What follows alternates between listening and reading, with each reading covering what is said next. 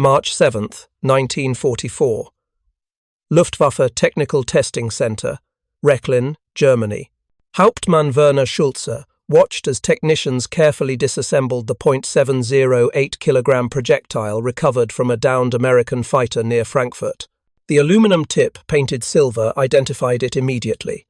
M8 armor-piercing incendiary, 50 caliber Browning machine gun cartridge. This was not the first American round his team had examined, but what Schulze would discover in the next 72 hours would fundamentally alter German understanding of why their aircraft burned so easily, why their fuel tanks ignited with such terrifying consistency, and why American machine gun fire produced catastrophic results that German weapons could not match. The answer lay not in the size of the projectile, not in its velocity, not even in its armor-piercing capability. The answer was fire. Americans had solved the problem of aerial combat by building ammunition that transformed every hit into a potential inferno. If you're enjoying this deep dive into the story, hit the subscribe button and let us know in the comments from where in the world you are watching from today. The German Luftwaffe in early 1944 faced a crisis. American bombers crossed German skies daily, protected by swarms of fighters carrying 8 50 caliber machine guns each. The P-47 Thunderbolt alone mounted 8 M2 Browning heavy machine guns, delivering over 4,000 rounds per minute of combined firepower. German fighters engaging these formations reported the same disturbing pattern.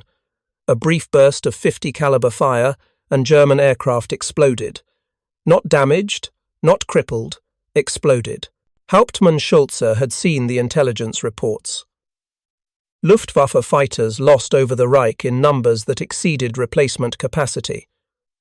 But what puzzled German analysts was the manner of these losses. German pilots reported that American 50 caliber fire produced fires instantly. A short burst to the wing, and flames erupted. A hit near the fuselage, and the entire aircraft became an inferno within seconds. This was different from the damage patterns German weapons produced. The MG 131 13mm heavy machine gun, standard armament on Messerschmitt Bf 109 fighters, fired high-explosive incendiary tracer rounds. These rounds contained approximately 2.2 grams of incendiary material, superior to American 50 caliber in chemical content. Yet, American guns produced fires more reliably, more quickly, more catastrophically. German technical intelligence needed to understand why. The answer would come from examining not just the ammunition, but the philosophy behind American small arms development. A philosophy that prioritized reliability and lethality over sophistication. The 50 caliber Browning machine gun cartridge, officially designated 12.7 by 99mm NATO, was developed near the end of World War I. General John J. Pershing, commander of the American Expeditionary Force, requested a machine gun capable of defeating the armored Junkers JI aircraft that conventional rifle-caliber weapons could not penetrate. Winchester developed the cartridge as a scaled-up version of the 30-06. Development benefited from captured German 13.2mm Mauser anti-tank rifle ammunition. The German rounds achieved 2,700 feet per second muzzle velocity and could penetrate 1 inch of armor at 230 meters. Winchester engineers studied these captured rounds and improved the American design to match performance. By 1921, the 50 caliber Browning machine gun entered service with a muzzle velocity of 2,750 feet per second, but the cartridge itself was only half the equation. American ordnance developers created multiple ammunition types for different tactical situations. The M2 ball, round, standard lead-core ammunition. The M2 armor-piercing round with hardened steel core. The M1 incendiary round containing 2.2 grams of phosphorus-based incendiary composition. And most significantly, the M8 armor-piercing incendiary, combining penetration capability with fire-starting effect. The M8 API round, introduced in 1943, would become the dominant ammunition type in American 50 caliber belts by late war. The round weighed approximately 0.97 grams of incendiary composition, less than half the German MG 131 incendiary content. Yet combat results showed the M8 producing fires more consistently than German ammunition with twice the incendiary fill. This paradox demanded explanation. Schulze's team at Rechlin had orders to determine why American incendiary ammunition outperformed German designs despite containing less incendiary material. The examination began with basic ballistics.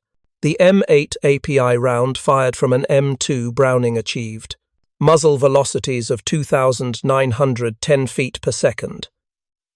Total cartridge weight was approximately 111 grams. The projectile itself weighed 43 grams, with a hardened steel core for armor penetration and a hollow cavity at the tip containing the incendiary composition. The composition was a blend of barium nitrate and aluminum-magnesium alloy, formulated to ignite upon impact from friction and heat generated by penetration. German technicians fired M8 rounds at test panels, simulating aircraft fuel tank construction. Aluminum sheets 2 mm thick, representing typical wing skin. The results were immediate and spectacular. At 500 meters range, the M8 round penetrated the aluminum sheet cleanly. Upon penetration, the incendiary composition ignited from friction heat.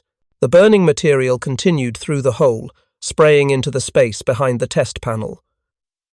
When gasoline vapor was present, as it would be in any fuel tank with airspace, ignition occurred instantly. The German team conducted multiple tests with varying conditions: full fuel tanks, partially full tanks, nearly empty tanks with maximum vapor space. The M8 round ignited gasoline vapor in 95% of tests. This success rate far exceeded German ammunition performance. The MG-131 high-explosive incendiary tracer round, despite containing 2.2 grams of incendiary composition versus the M8's 0.97 grams, produced fires in only 60% of tests. The explanation lay in how the ammunition functioned. German HEIT rounds detonated on contact with the target surface. The fuse was deliberately sensitive to ensure detonation. This meant the explosive and incendiary effects occurred on or near the aircraft skin, not inside the fuel tank. A German round hitting an aluminum fuel tank might create a large hole and start a fire on the exterior skin, but much of the incendiary material burned outside the tank, never reaching the fuel vapor inside. The American M8 round functioned completely differently. It had no fuse, no explosive charge, no contact detonation. It was simply a solid steel penetrator with a small cavity of incendiary composition. The round punched through the tank skin, then the friction and heat of penetration ignited the incendiary material as the round passed through the hole. This meant the burning composition entered the tank interior, directly exposing fuel vapor to flame. The physics were brutally simple. Gasoline in aircraft fuel tanks exists in two states: liquid fuel at the bottom, vapor above the liquid. The liquid is difficult to ignite. The vapor ignites explosively. German ammunition that detonated on the tank surface created external fires that might or might not breach the tank to reach vapor. American ammunition carried fire directly into the vapor space. Every successful penetration delivered flame exactly where it would be most effective. Schulze's report to Luftwaffe headquarters detailed the findings with clinical precision. American 50 caliber M8 armor-piercing incendiary ammunition achieved superior fire-starting performance through mechanical design rather than chemical superiority. The round's solid construction allowed deep penetration before incendiary ignition. The delayed ignition ensured burning material entered fuel tanks rather than burning externally. The high kinetic energy of the 50 caliber projectile, carrying 12,000 foot-pounds of muzzle energy, ensured penetration of aircraft aluminum at combat ranges exceeding 1,000 meters. The implications were profound and disturbing. German aircraft fuel tanks were vulnerable to American 50 caliber fire at ranges where German defensive fire was ineffective. A P-47 Thunderbolt could engage German fighters at 800 meters and achieve fuel tank ignition with high probability. German MG-131 machine guns, while capable of hitting American aircraft at similar ranges, produced fires less reliably even when hits were scored. German pilots needed to close to within 400 meters for high-probability kills against American fighters. This gave American pilots a 400-meter advantage zone where they could destroy German aircraft while remaining relatively safe from German fire. The advantage was not absolute. German 20mm cannons produced devastating results when they hit. The MG-151 20mm cannon and the Mk-108 30mm cannon could destroy American fighters with single hits, but cannon ammunition was heavier, limiting ammunition capacity. American fighters carried between 1,500 and 3,000 rounds of 50 caliber ammunition. German fighters carried between 100 and 200 rounds of cannon ammunition. The Americans could fire continuously. German pilots had to conserve ammunition, making every shot count. In the chaos of air combat, conservation meant hesitation. Hesitation meant death. By mid-1944, the mathematics of aerial combat had shifted decisively in favor of American firepower doctrine. The discovery at Rechlin explained why German loss rates were accelerating. It was not that German pilots lacked skill. It was not that German aircraft lacked performance. It was that American ammunition functioned more effectively at creating the catastrophic failures that ended air combat engagements. A German pilot might score multiple hits on an American fighter with MG-131 fire and watch the target continue flying, trailing smoke but still combat-capable. An American pilot scoring similar hits on a German fighter would watch it explode. The 50 caliber API ammunition created what military analysts would later call a force multiplier. Each round carried the potential for catastrophic effect. Multiple rounds hitting an aircraft meant multiple chances for fuel tank ignition. American pilots fired in bursts of 20 to 50 rounds. This meant 20 to 50 independent chances to ignite fuel tanks with each trigger pull. German pilots understood this reality viscerally. They had watched squadron mates explode from brief bursts of 50 caliber fire. They had felt their own aircraft shudder from impacts and waited for the inevitable flames. The psychological effect was as significant as the physical damage.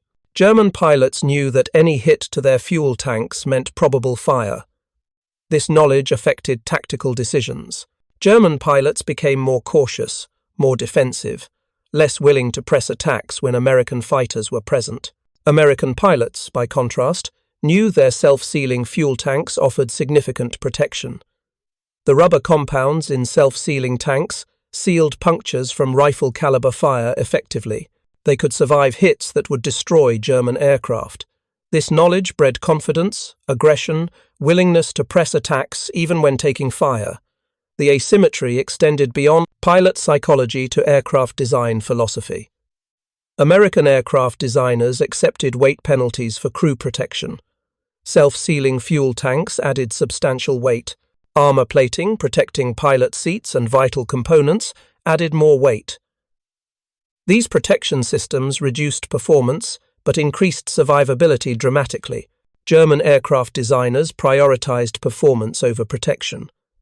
German fighters were lighter, faster, more maneuverable than American counterparts of similar engine power, but they burned when hit. The trade-off seemed reasonable when German pilots faced British fighters with rifle-caliber machine guns. Against American heavy machine guns with API ammunition, the trade-off became a death sentence. The technical analysis at Rechlin represented only one piece of a larger puzzle that German forces were assembling across multiple fronts. As Schulze's team dissected American ammunition in laboratories, German pilots were experiencing its effects firsthand. Over the Reich. What they discovered would transform tactical doctrine, reshape training priorities, and ultimately reveal the futility of fighting an enemy whose industrial capacity could produce ammunition in quantities that made conservation irrelevant. February 19th, 1944. The skies over Leipzig. Oberleutnant Franz Stigler led his Staffel of Messerschmitt Bf 109G6 fighters into position to intercept a formation of Boeing B-17 flying fortresses. Stigler was an experienced pilot with 28 confirmed victories. He understood bomber defensive tactics. He knew to attack from ahead and above, minimizing exposure to defensive fire. He knew to aim for engines, cockpit, anything but a direct approach through the tail guns. What Stigler did not fully understand until this mission was the sheer volume of 50 caliber fire that American bomber formations could generate. Each B-17 carried 13 M2 Browning machine guns, a typical combat box formation. The arm of 18 bombers meant 234 heavy machine guns, all firing the same 50 caliber ammunition that could reach out to 1,830 meters with lethal effect. The combined defensive firepower exceeded 6,000 rounds per minute. Stigler's attack run began at 800 meters.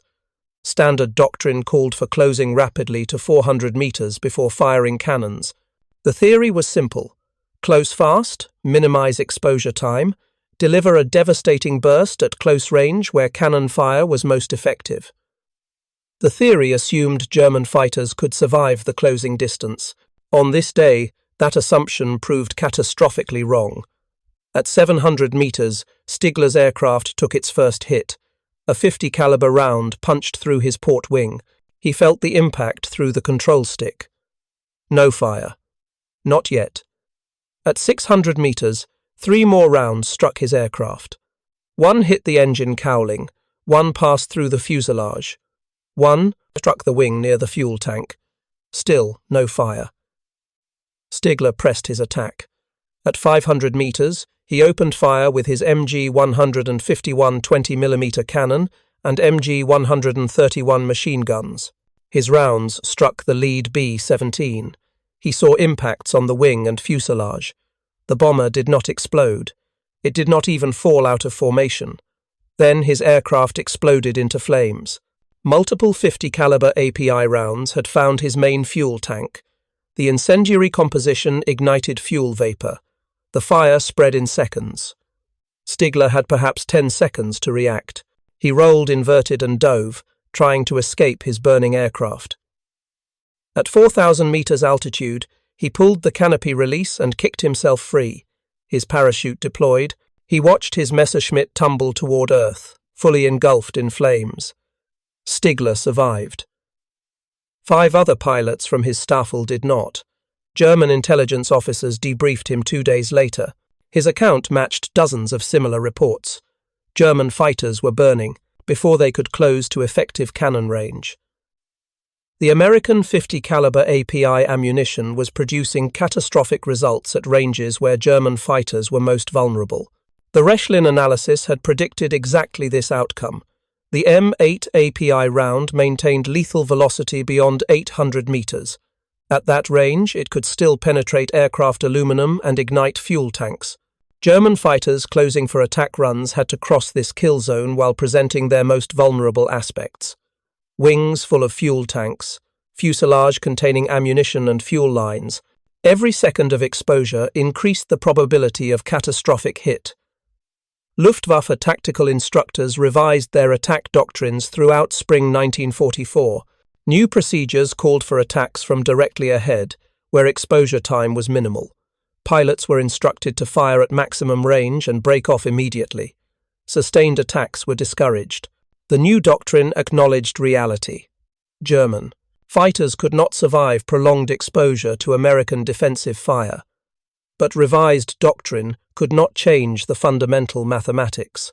American bomber formations flew in mutually supporting combat boxes specifically designed to maximize overlapping fields of fire.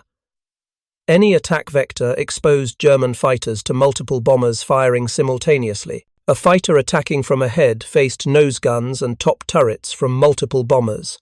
A fighter attacking from the side faced waist guns and ball turrets. There was no safe approach. The ground war told the same story with different details. American doctrine placed 50 caliber machine guns on virtually every combat vehicle. Jeeps mounted them. Half-tracks mounted them. Tanks mounted them on turret roofs. Tank destroyers mounted them for anti-aircraft defense and infantry support. Even supply trucks carried them for convoy protection. The Germans had never attempted universal heavy machine gun coverage across their entire force structure. They used the MG-34 and MG-42 as general-purpose machine guns excellent weapons with high rates of fire. But these were rifle-caliber weapons firing 7.92mm ammunition. They could kill infantry effectively. They could not penetrate light armor. They could not reliably ignite vehicle fuel tanks. The American .50 caliber could do all these things. More importantly, American logistics ensured that .50 caliber ammunition was available in quantities that German planners found incomprehensible. American supply doctrine called for massive ammunition stockpiles at forward positions. Frontline units received regular resupply, regardless of expenditure rates. This meant American gunners could fire at suspected positions without confirmed targets. They could fire to suppress enemy movement. They could fire simply to deny terrain to German forces. German doctrine, by contrast, emphasized fire discipline and ammunition conservation. Every round was accounted. 4. Excessive firing drew reprimands. This made tactical sense when ammunition production could not keep pace with consumption, but it created a devastating asymmetry when facing an opponent who could afford unlimited expenditure. June 19, 1944. Normandy, France. Oberst Hans von Luck commanded elements of the 21st Panzer Division defending against Allied advances. Von Luck was an experienced officer, Knight's Cross recipient, veteran of North Africa and the Eastern Front. He understood modern warfare. He understood combined arms tactics. What he encountered in Normandy forced him to question everything he thought he knew about military operations. American forces advancing through the bocage employed a tactic that von Luck found both wasteful and devastatingly effective. They called it Reconnaissance by fire. Rather than advancing cautiously and waiting for German positions to reveal themselves, American units would fire their .50 caliber machine guns and continuously into any suspicious location. Tree lines, farm buildings, stone walls, hedgerows. Every piece of terrain that might conceal German positions received concentrated .50 caliber fire. The volume of fire was staggering. A single American armored column might include dozens of vehicles, each mounting a .50 caliber machine gun. The guns would fire simultaneously, saturating entire sectors with heavy machine gun fire. German infantry in covered positions found that cover meant nothing against .50 caliber ammunition. The massive projectiles, carrying 12,000 foot-pounds of kinetic energy, punched through stone walls. They penetrated wooden buildings. They tore through hedgerows and continued through multiple trees. Von Luck described the effect in his memoir. German soldiers could not move during daylight. Any movement drew immediate .50 caliber fire. Soldiers, hiding behind walls, discovered that walls offered concealment but not protection. The .50 caliber rounds simply punched through the walls and killed the men behind them. Soldiers in buildings watched .50 caliber fire destroy the structures around them, penetrating walls and ceilings, making every room a death trap. The psychological impact was as destructive as the physical casualties. German infantry learned that no defensive position was truly safe. A soldier might survive one engagement, then another, but each time watching .50 caliber fire destroy what should have been adequate cover. The accumulated stress of knowing that no position offered real protection broke unit cohesion more effectively than direct combat. American ammunition loads enabled this tactic. A .50 caliber machine gun mounted on a vehicle might have between 400 and 1,000 rounds immediately available. Additional ammunition was stored in the vehicle.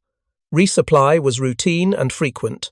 This meant American gunners could fire for extended periods without concern for ammunition exhaustion. German forces attempting to ambush American convoys discovered the futility of traditional tactics. German doctrine for convoy ambush called for allowing led vehicles to pass, then destroying vehicles in the middle of the column to create a roadblock, then systematically destroying the trapped convoy. This tactic had worked effectively against British and Soviet supply lines earlier in the war. Against American convoys, the tactic failed catastrophically. American convoy doctrine placed .50 caliber armed vehicles at intervals throughout the column. When an ambush was initiated, American vehicles would immediately return fire with their .50 calibers, while other vehicles maneuvered to flank the ambush position. The volume of return fire was so intense that German ambush teams frequently suffered heavier casualties than the convoys they attacked. The pattern of alternating fire that American convoys employed was particularly effective. Vehicles on the right side of the road would fire into the right flank. Vehicles on the left would fire left. This created intersecting fields of fire that covered both sides of the road simultaneously. German forces attempting to ambush from one side found themselves under fire, not only from that side of the convoy but from the opposite side as well. Major Heinrich Eberbach, commanding a Panzergrenadier battalion in Normandy, described the experience in his post-war interrogation. His unit had attempted to ambush an American supply convoy on a road south of Cayenne. The ambush team positioned itself in a tree line with machine guns and Panzerfaust anti-tank weapons. The convoy consisted of approximately 30 vehicles, including trucks, jeeps, and several half-tracks. When the ambush was initiated, German machine guns opened fire on the led vehicles. The American response was immediate and overwhelming. Every vehicle in the convoy that mounted a .50 caliber machine gun returned fire. The tree line where German forces were positioned was systematically destroyed. .50 caliber fire cut through trees, penetrated cover, forced German soldiers to ground. Within minutes, the ambush had failed. German casualties exceeded 30 men killed and wounded. The convoy suffered minimal damage and continued its route after a brief delay to clear disabled vehicles. Eberbach's conclusion was stark. German forces could not effectively interdict American supply lines using conventional ambush tactics. The .50 caliber machine guns provided American convoys with defensive firepower that made ambushes suicidal for the attackers. His battalion abandoned convoy interdiction missions and focused instead on defensive operations, where German forces could fight from prepared positions. The air war added another dimension to German fear of the .50 caliber. The Republic P-47 Thunderbolt carried 8 M2 Browning machine guns in its wings. This meant a single fighter could deliver over 4,000 rounds per minute of combined firepower during strafing runs. The aircraft would approach at high speed and low altitude, often with minimal warning. Pilots would open fire at ranges of 600 to 800 meters and walk their fire across German positions, vehicles, and troop concentrations. If you find this story engaging, please take a moment to subscribe and enable notifications. It helps us continue producing in-depth content like this. Feldwebel Kurt Schneider survived multiple strafing attacks during the retreat from Normandy in August 1944. His testimony, recorded during post-war Allied interrogations, captured the helplessness German ground troops felt against American air power. The attacks came without warning. You would hear the engines, and by the time you looked up, the P-47 seconds were already firing. The bullets hit everything simultaneously. The road, vehicles, men. There was no cover that worked. Stone walls crumbled, trees were cut down, metal tore like paper. The .50 caliber API ammunition proved particularly effective against German vehicles. The incendiary composition could ignite fuel tanks in trucks, half-tracks, and even some armored vehicles. A single strafing run by a P-47 might leave an entire German convoy burning. The psychological effect was devastating. German soldiers learned to abandon vehicles the moment they heard aircraft engines. Better to lose the vehicle than the vehicle and the crew. The P-47 proved exceptionally effective in armed reconnaissance missions. Rather than targeting specific objectives, flights would patrol assigned sectors looking for targets of opportunity. Any German vehicle moving during daylight risked attack, any troop column, any supply convoy, any artillery position. The 850 caliber machine guns gave pilots enough ammunition to engage multiple targets during a single sortie. A pilot might strafe a convoy, climb to altitude, spot a German tank platoon, dive to attack them, then strafe a convoy, a crossroads on the return flight. The ammunition capacity, approximately 425 rounds per gun, totaling 3,400 rounds, provided enough firepower for sustained combat. German forces adapted by moving primarily at night and in bad weather. But this adaptation came at enormous cost to operational tempo and logistics. Supplies that should have taken hours to move required days. Reinforcements arrived late or not at all. The Luftwaffe's inability to contest American air superiority by mid-1944 meant that German ground forces operated under constant threat of air attack, and the primary weapon delivering that threat was the 50-caliber machine gun loaded with M8 API ammunition. The combination of ground-mounted and air-delivered 50-caliber fire created comprehensive suppression. German units could not move safely in daylight because of strafing attacks. They could not move safely at night because American ground forces used reconnaissance by fire with vehicle-mounted 50 calibers to interdict roads and trails. They could not concentrate forces for counterattacks because American doctrine called for immediate engagement of any identified German formation with all available firepower. This was the reality that broke German combat effectiveness in the West. Not a single decisive battle, not a wonder weapon, but the cumulative weight of facing an opponent whose basic heavy machine gun was present in such overwhelming quantities and employed so lavishly that traditional military responses became irrelevant. German tactical doctrine emphasized maneuver, fire discipline, conservation of resources. American doctrine emphasized overwhelming firepower, material superiority, acceptance of ammunition expenditure as cheaper than casualties. When these two philosophies collided, German training and fighting spirit could not overcome the simple mathematical reality that American forces could deliver superior firepower to any point on the battlefield faster than German forces could respond. A German infantry battalion attacking an American position might face 50 to 150 caliber machine guns, all firing continuously, all supplied with thousands of rounds of ammunition. German doctrine called for careful fire discipline to conserve ammunition. American doctrine called for overwhelming volumes of fire to suppress the enemy and maintain initiative. American material superiority proved decisive. The examination of M8 API ammunition at Rechlin had revealed the technical specifications. Combat experience revealed the tactical implications, but the strategic reality was even more profound. American forces had built a military system that valued crew survival and material expenditure over efficiency and sophistication. They had produced weapons that were good enough for every role combined with ammunition in quantities that made conservation unnecessary.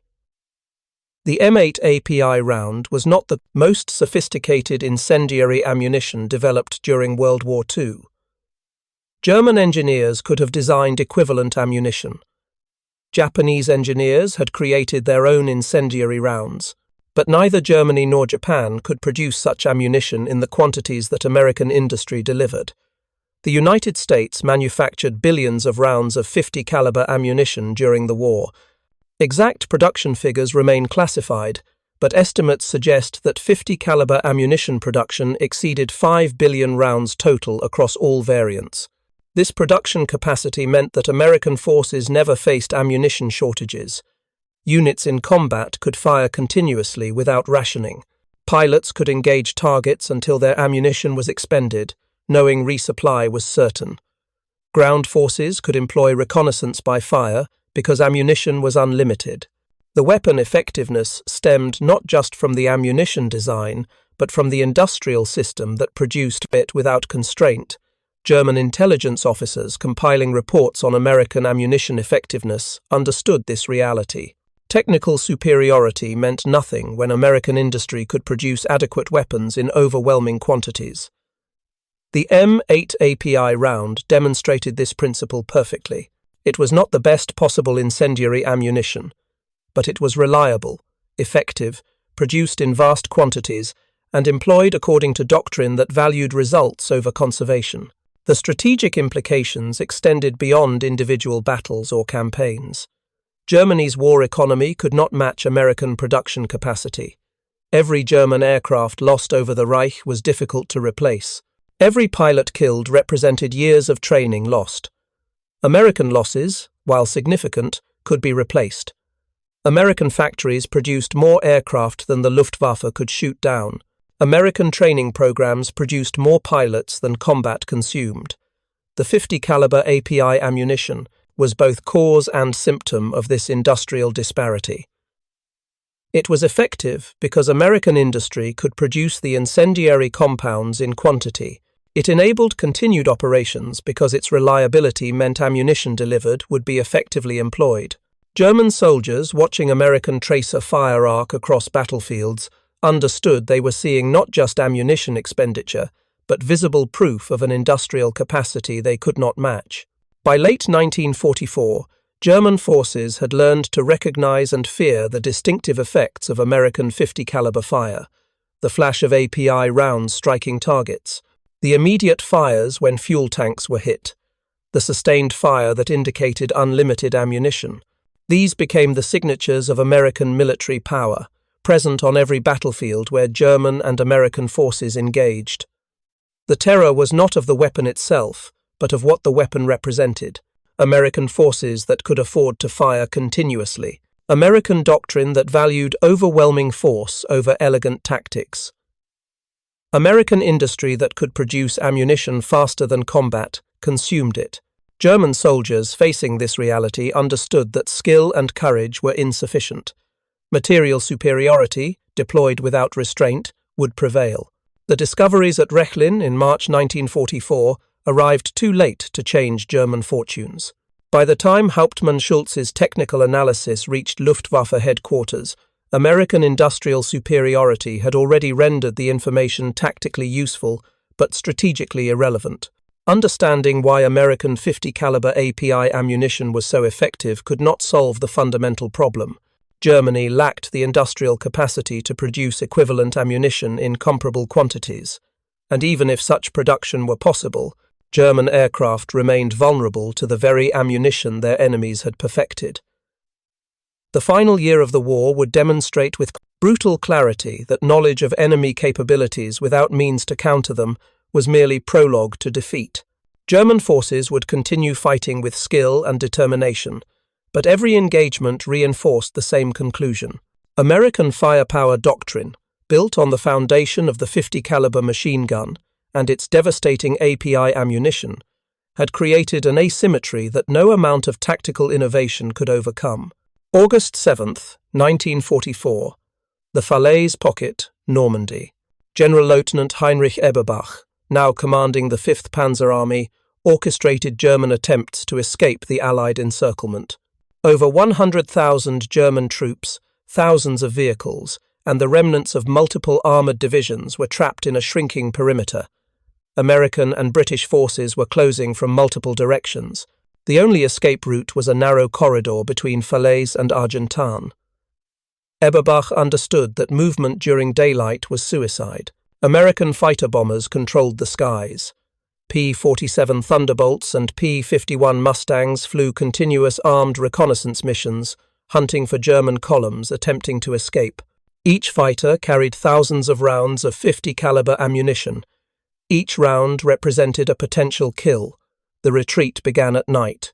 German vehicles moved in small groups, dispersed to minimize casualties from air attack.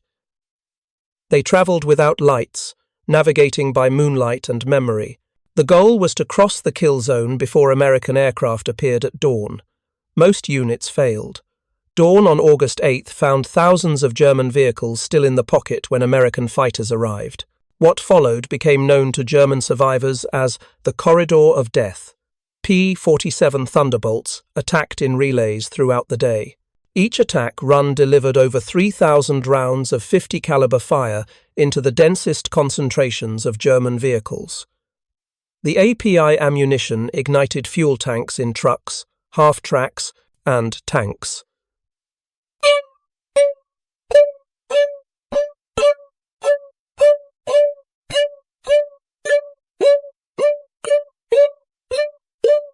Vehicles that escaped direct hits were disabled by hits to engines, transmissions, and wheels.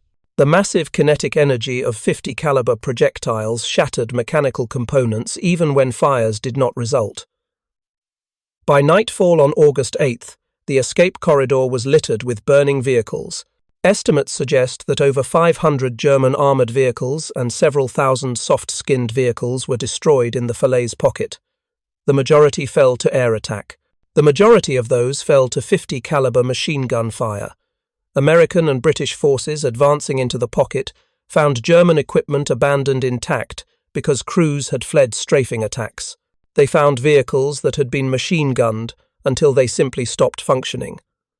Oberst Kurt Kaufmann, Chief of Staff for the 5th Panzer Army, survived the Falaise pocket. His post-war memoir included detailed analysis of German losses. He attributed approximately 60% of vehicle losses to air attack, primarily strafing by fighters armed with 50 caliber machine guns. The API ammunition proved decisive. Vehicles hit by armor-piercing rounds might be damaged but recoverable. Vehicles hit by API rounds burned completely, becoming total losses. Kaufmann's analysis noted that German forces had no effective counter to American air superiority. Anti-aircraft guns could force American fighters to higher altitudes, but could not prevent attacks entirely. The Luftwaffe was absent. German fighters were grounded by fuel shortages or destroyed attempting to contest Allied air supremacy.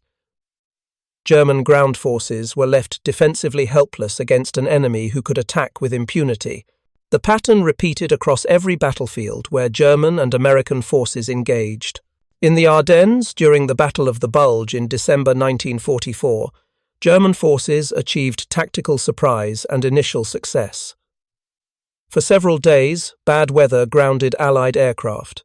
German armoured columns advanced without facing air attack. German planners believed they had found the solution: attack during winter when weather limited air operations. The weather cleared on December 23rd. American fighters appeared immediately. P-47 Thunderbolts flew close air support missions in support of surrounded American forces at Bastogne. The 850 caliber machine guns on each Thunderbolt proved devastating against German supply columns attempting to reach forward units. German armoured spearheads outran their logistics. Supply convoys attempting to reach these units were destroyed by air attack. At Bastogne itself, surrounded American forces used their organic 50 caliber machine guns to devastating effect against German infantry attacks. American doctrine had equipped even isolated units with heavy machine guns in quantity. The 101st Airborne Division, surrounded and outnumbered, possessed dozens of M2 Browning machine guns. These weapons, supplied with ample ammunition from airdrops, provided defensive firepower that German infantry could not overcome. German attacks against American positions at Bastogne followed predictable patterns. Infantry would advance under covering fire from artillery and mortars. American 50 caliber machine guns would engage at maximum range, often exceeding 1,000 meters. The heavy bullets would penetrate any cover German infantry attempted to use. Trees, walls, buildings, all proved inadequate against 50 caliber fire. German casualties mounted while American defensive positions remained intact. General Major Heinz Kokott, commanding the 26th Volksgrenadier Division attacking Bastogne, described the American defensive fire in his post-war account. Every position the Americans held had heavy machine guns. We could not suppress them with our weapons. Our mortars could not destroy the gun positions. Our artillery could not silence them. The Americans fired continuously. They never seemed to run out of ammunition. Our attacks broke down under that fire every time. The ammunition expenditure that Kokott described was possible only because American logistics functioned even under siege conditions. Airdrops delivered 50 caliber ammunition along with food, medical supplies, and other necessities. The C-47 transport aircraft that supplied Bastogne carried thousands of pounds of ammunition on each sortie. American planners understood that ammunition was the foundation of defensive success. As long as ammunition lasted, positions could hold. German forces, by contrast, operated under chronic ammunition shortages. Artillery batteries rationed shells. Machine gun crews counted rounds. Infantry companies attacked with limited ammunition loads, knowing resupply was uncertain. This created a vicious cycle. Ammunition shortages forced conservation. Conservation reduced firepower. Reduced firepower led to tactical failures. Tactical failures consumed manpower that could not be replaced. By January 1945, when German forces withdrew from the Ardennes, the Battle of the Bulge had demonstrated definitively that German offensive capability was exhausted. The final major German offensive in the West had failed despite achieving surprise, despite initial success, despite determined fighting by German soldiers. American firepower superiority, enabled by unlimited ammunition and dominated by the 50 caliber machine gun, had proven decisive. The air war over Germany reached its climax in early 1945. American bombers flew in formations exceeding 1,000 aircraft. Each B-17 Flying Fortress carried 13 50 caliber machine guns. Each B-24 Liberator carried 10.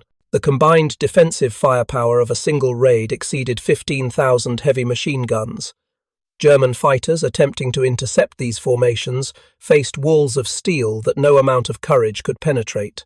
Luftwaffe fighter units in early 1945 were shadows of their former strength. Experienced pilots were dead or grounded by fuel shortages. Replacement pilots received minimal training before being thrown into combat. These inexperienced pilots, flying obsolete aircraft, armed with limited ammunition, faced American bomber formations defended by the most concentrated firepower ever assembled. The results were predictable and horrific. German fighters approaching American formations were destroyed before they could close to cannon range. The 50 caliber machine guns on B-17 seconds could engage targets beyond 1,000 meters. German fighters had to close to within 400 meters for effective cannon fire. The intervening 600 meters became a kill zone that few German pilots survived. Major Heinz Baer, a Luftwaffe ace with over 200 confirmed victories, described late-war bomber interceptions as suicide missions. He wrote in March 1945 that sending young pilots against American bomber formations was murder, not combat. The defensive fire was so intense that fighters were shot down before they could attack. The few pilots who survived to firing range often ran out of ammunition before achieving kills. American bombers with self-sealing tanks and armor protection survived hits that would destroy German aircraft instantly. Baer's solution was to refuse missions he considered wasteful. He was not alone. Other experienced Luftwaffe pilots began refusing to fly against American bombers in early 1945. Courts-martial followed. Some pilots were executed for refusing orders, but the executions could not change reality. The Luftwaffe was defeated. American air superiority was absolute.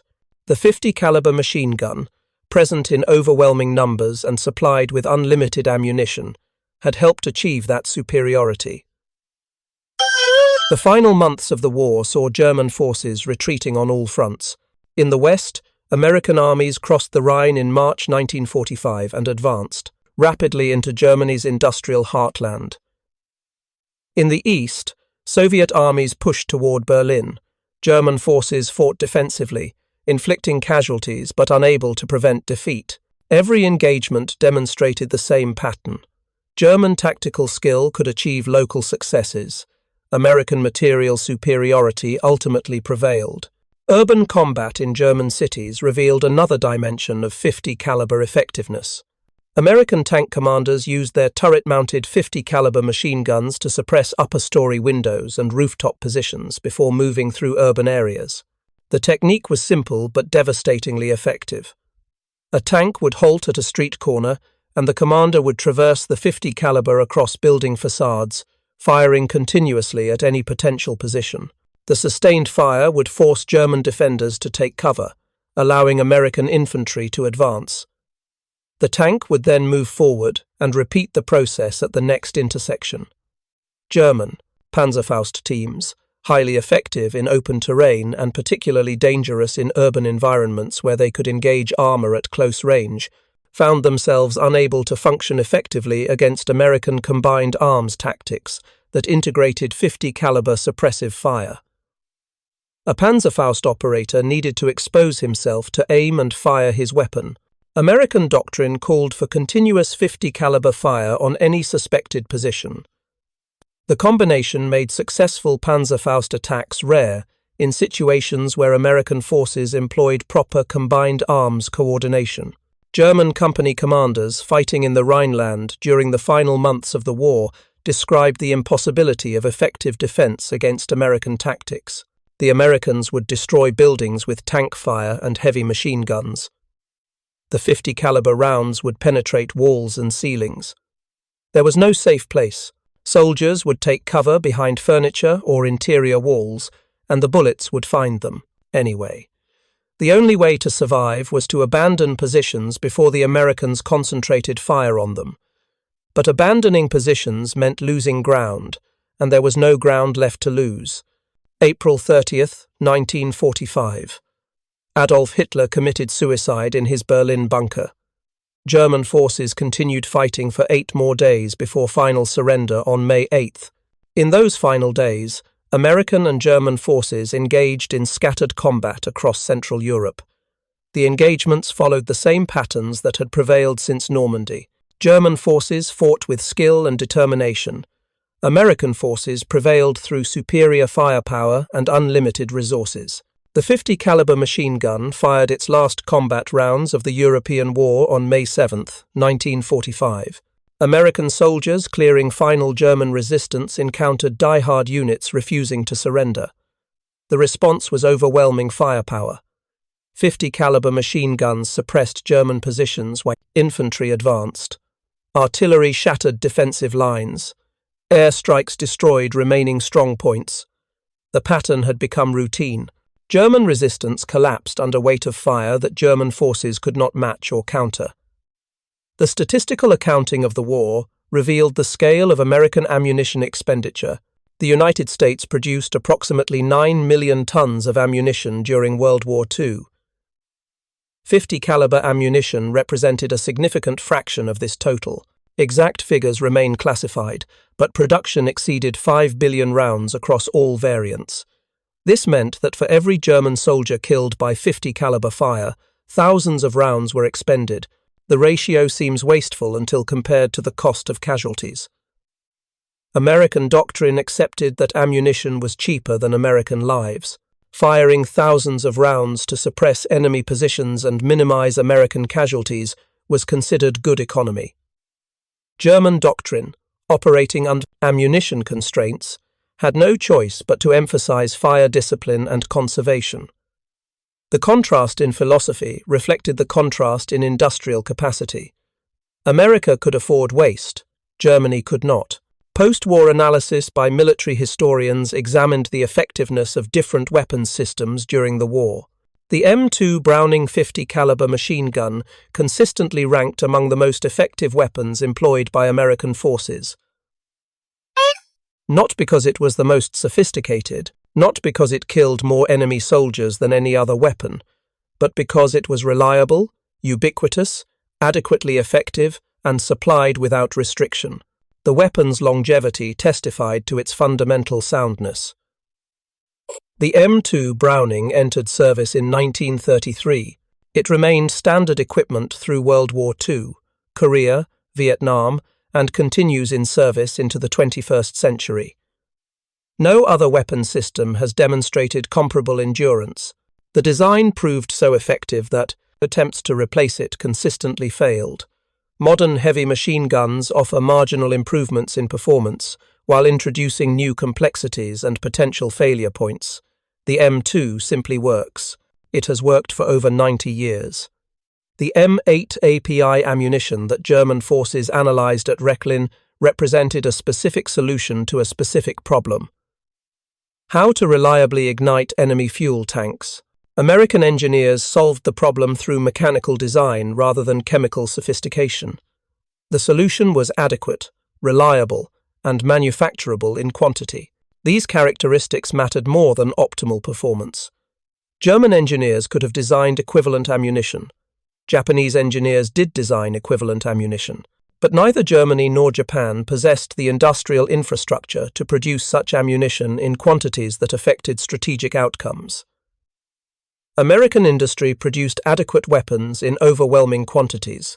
That production capacity, more than any technical superiority, determined the war's outcome. The human cost of this industrial disparity was measured in German casualties that mounted inexorably throughout the war's final year. German soldiers died facing weapons they could not counter. German pilots burned in aircraft that lacked adequate protection. German tank crews were killed by ammunition that penetrated armor and ignited fuel. The casualties were not the result of German tactical failures. They were the inevitable result of facing an enemy whose industrial capacity made resistance mathematically futile. The psychological cost was equally significant. German soldiers who survived combat against American forces carried the memory of facing unlimited firepower. They remembered the distinctive sound of .50 caliber fire. They remembered watching defensive positions destroyed by sustained machine gun fire. They remembered aircraft exploding from single bursts. These memories shaped post-war German military thinking. West. German armed forces, reformed in the 1950s as part of NATO, adopted American weapons and American doctrine enthusiastically. The Bundeswehr equipped its forces with M2 Browning machine guns. German soldiers trained on the same weapons that had devastated German forces a decade earlier. The choice was pragmatic. The M2 was proven effective. It was available. It represented the philosophy of warfare that had prevailed in 1945. The broader legacy of the .50 caliber machine gun extended beyond Germany to reshape global military doctrine. Nations observing American success in World War II drew clear conclusions. Heavy machine guns provided cost-effective firepower when produced in quantity and supplied adequately. Self-sealing fuel tanks were essential for aircraft survivability. Armor protection for crew positions was worth the weight penalty. Ammunition expenditure was preferable to casualties. These lessons became foundational principles for post-war. Military development. NATO standardized on 12.7mm ammunition, essentially adopting the American .50 caliber cartridge as the alliance standard. Warsaw Pact forces adopted similar heavy machine gun doctrine with the Soviet 12.7mm D-Shk. Every modern military force equipped its vehicles, aircraft, and infantry with heavy machine guns following patterns established by American forces in World War II.